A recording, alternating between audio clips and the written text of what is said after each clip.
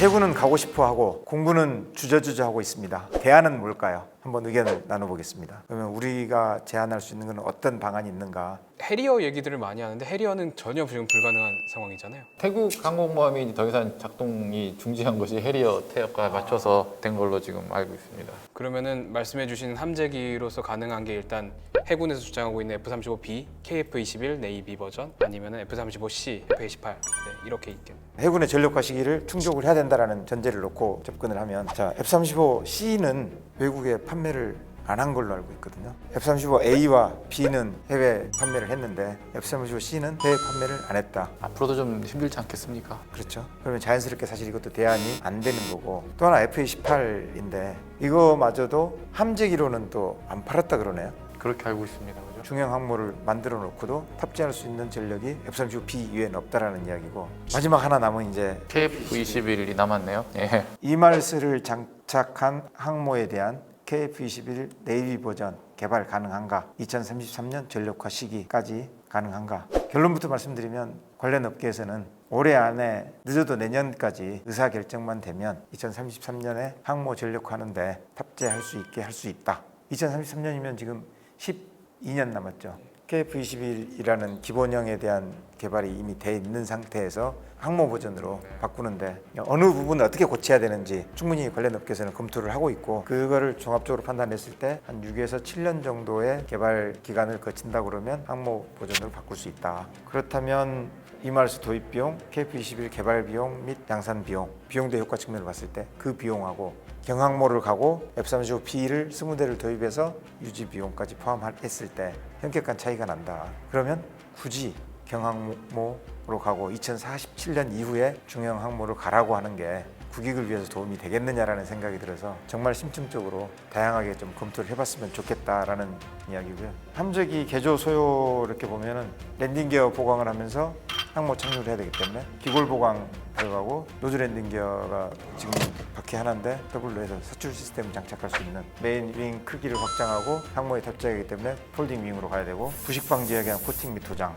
항전 장비가 이제 뭐 일부 보강돼야 되는 거, 그다음에 어레스팅 후크에 대한 하중이 증가돼서 이건 뭐 기골 보강과 같이 연결되는 부분인데 그런 부분들을 이렇게 판단을 한다 그러면 전체적으로 이제 제가 사업했던 경험을 이렇게 보면 2024년에 상세 설계를 착수를 하면 그때부터 개발 한 7년 가정한다 그러면 2031년까지는 개발이 완료될 수 있다. 그러면 32년, 33년 양산하면 2033년 항모 전력화 할 수 있다 그러면 그때 갈 때 가능하겠다. 인도할 때까지 충분히 가능하겠다라는 게 판단이 된 거고 대략적인 비용은 F-35B 20대하고 뭐 이렇게 했을 때 하는 비용이 뭐 한 16조 이상의 비용이 필요한 거고 경항모로 갔을 때 실제로 보니까 그 F-35B 같은 경우는 기사로도 많이 나오긴 했는데 그 외국 같은 경우는 그 도입을 하려다가 오래 들어가지고 도입하려던 거를 이렇게 멈추는 경우들이 되게 많다 그러더라고요. 그래서 가장 큰 문제가 운영 유지 비용이었는데 이게 시간당 보니까 4만 불 가까이 운영 유지 비용이 든다고 그래서 많이 비싸기 때문에 다들 이렇게 도입을 꺼려한다라는 얘기를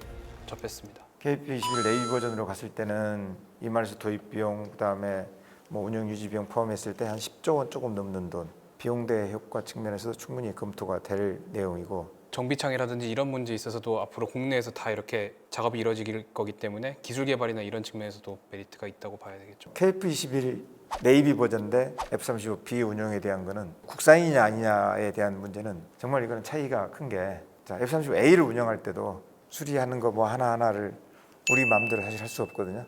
상태가 어느 정도다라는 게 미 제작사하고 직접 연결이 돼 있어서 사실 우리가 어떻게 뭐 마음대로 할 수 있는 게 하나도 없습니다. 하나도. 국산으로 KF-21 네이비를 개발하면 기체를 제외한 다른 부분 엔진 공유되고 무장 공유되고 항전 장비 공유되고 그러면은 후속 군수 지원은 이거는 비교가 될 수가 없다라는 이야기거든요. F-35A와 F-35B는 공유되는 부분이 굉장히 적습니다. 엔진 공유 안 되죠. 무장 공유 안 됩니다. 조종사 공유도 안 됩니다. KF-21도 마찬가지로 일부 이제 공유는 사실 안 될 건데 양산 단가, 운영 유지 비용, 성능 개량을 통해서 경제성 확보할 수 있는 부분, 항전이나 무장을 우리 걸로 이제 개발했을 때 그 양쪽에 다 그대로 장착을 할 수 있는 거기 때문에 거기에 따른 산업 파급 효과, 또 하나는 전자전기, 제 나름의 이름을 지으면 EKF-21도 해볼 수 있는 그런 이제 규모의 경제가 나올 수 있다는 거죠. 2014년에서 15년에 조선업계가 엄청난 침체기를 겪었는데 항공산업계에서는 천운이라고 표현을 하더라고요. 조선업계에서 한 4,500명 배 만들던 인력이 당연히 KPX 사업 지내면서 조선업계에서 항공사로 옮긴 거예요. 근데 이분들이 어떤 능력이 있냐면 조선하고 항공하고 용어가 똑같죠. 그러다 보니까 엔지니어 쪽에서도 구조, 설계, 무장, 사격 통제, 설계 프로그램 운영하는 거 전직을 해서 바로 투입을 할 수 있는 기술자가 400명이 이쪽으로 옮긴 거예요. 200여 명 넘게 현재도 운영을 하고 있는데 조선과 그 항공이 산업에서 같이 하는 것처럼 경항모에서 또 만났네요. 또 이제 군사력도. 선행연구하는 과정에서도 보면 조선업계에 계시는 분하고 항공업계에 계신 분하고 코어가 아주 활발하게 이루어지고 있는 것 같고 그분들의 의견이 많이 반영이 될 것 같습니다.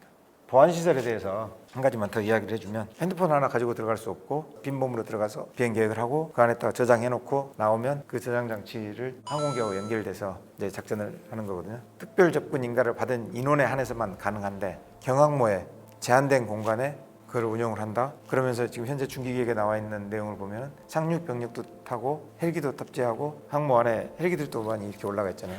그걸 복합적으로 운영할 수 있는 그 공간 자체가 사실은 제한이 되거든요. 더 깊이 이야기하면 이제 보안 관련되는 게 될 수 있기 때문에 그래서 제한되는 사항이 많기 때문에 공군 입장에서도 그렇고 제 개인적으로 느꼈던 게 많아서 그렇게 진행을 하는 것보다는 KF-21에 대한 네이비 버전을 좀 더 빨리 가는 게 규모의 경제 측면에서도 후속 군수 지원, 작전 운영 여러 가지 측면에서 도움이 될 거라는 생각입니다. KF-21 네이비 버전에 대해서 지금 단계는 현재 KF-21 기본 버전 개발해 가는 거에 집중해야 될 때다. 당연히 맞습니다. 맞는데 그 이유를 생각을 한다고 그러면 더구나 특히 항공모함을 가야 된다고 하면 어떤 게 더 경제적으로 국익을 생각하면서 갈 수 있는 건지를 고민을 해봤으면 좋겠다라는 생각입니다. 우리가 이제 첫 항공모함을 가면서 굳이 스텔스여야 되는가? 항공모함만 준비만 된다 그러면 사실 나머지는 차이가 없는 건데 스텔스와 난 스텔스 차이인데 어떻게 생각하세요? 공군도 스텔스 전력만 있는 것이 아니고 그 스텔스 전력이기 때문에 좀 여러 가지 제한되는 사항들을 커버해 줄 수 있는 멀리 갈 수도 있고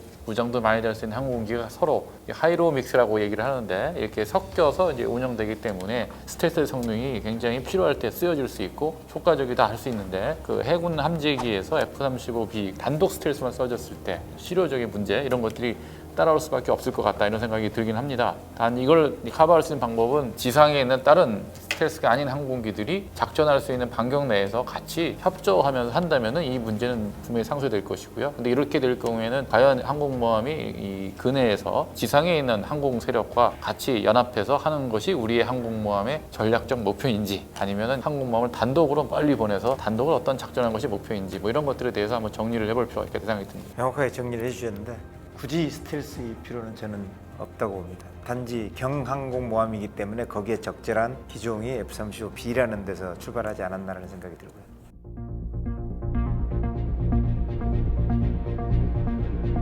F-50의 뒤에 붙이는 말이 뭐죠? F-50 경공격기라고 그러죠. 굳이 왜 경공격기라고 하냐면 A가 이제 공격기거든요. 공대공 능력보다는 지상 공격할 수 있는 능력이 더 낫다라고 생각해서 이제 그 공격인데 팬텀이나 다른 것처럼 중무장을 못하고 이제 가벼운 무장, 제한된 무장만을 할 수 있다 해서 이제 경공격기인 거고 이미 개발돼서 가고 있는 F-50을 함재기로 성능 개량해서 가는 건 어떻겠느냐 그렇게 갈 수도 있습니다. 그게 뭐 굉장히 잘못됐다는 표현은 쓰고 싶지는 않은데 그러면 향후 앞으로 작전을 확대해 간다고 봤을 때 F-50은 전투행동 반경이 굉장히 제한됩니다. 현재 F-50을 개조를 해서 아까 날개 면적을 늘리고 폴딩 윙을 만들고 기고를 보강하고 했을 때 탄생되는 F-50이 전투행동 반경이 굉장히 제한되는 상황인 거고 날개 면적 늘리고 동체 크기를 많이 하는 것 중에 하나가 함재기들의 요구 조건이 채공을 더 많이 해야 된다는 것도 있거든요. F-50은 거기서 오는 좀 제한상이 많이 있을 것 같고요. 똑같은 걸로 개조 소요가 있다 그러면 KF-21을 개조하는 게 그렇게 크게 나쁠 것 같지는 않고 KF-21을 개발하고 있는 기술진들이 그대로 유지가 되고 있기 때문에 이 엔지니어들이 이쪽으로 전환해서 할 수 있는 가능성이 하나 있습니다.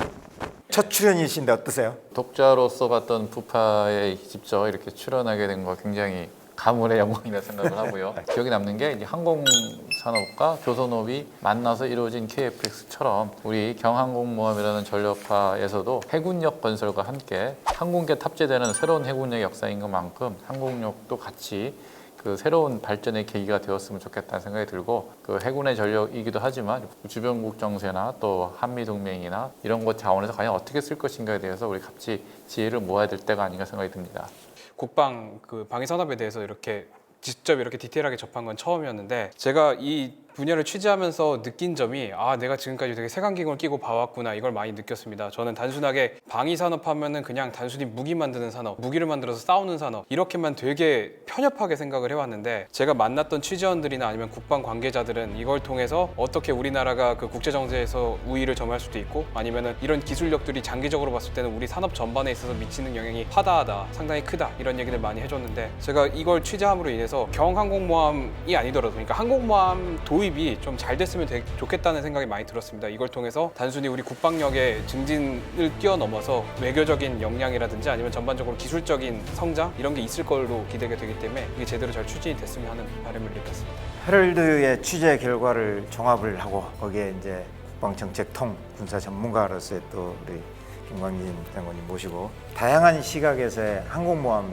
대한 이야기를 들어봤고 경항공모함 사업이 추진되고 있는데 그 사업이 어떻게 하면 좀 더 국익을 또 안보를 생각할 수 있는 사업이 될지 다양한 의견들을 모아봤습니다. 조금 아쉬운 거는 해군 관계자가 이 자리에 같이 있어서 의견을 나눴으면 좋겠지만 그 부분은 현실적으로 제한되는 부분이 조금 있었고 100% 정답은 아니고 하나의 의견이라는 측면에서 생각해 줬으면 좋겠고 항공모함을 통한 국방이 조금 더 튼튼해지는 대한민국의 위상이 조금 더 올라가는 그런 날이 하루 빨리 오기를 바라겠습니다. 오늘 긴 시간 고맙습니다.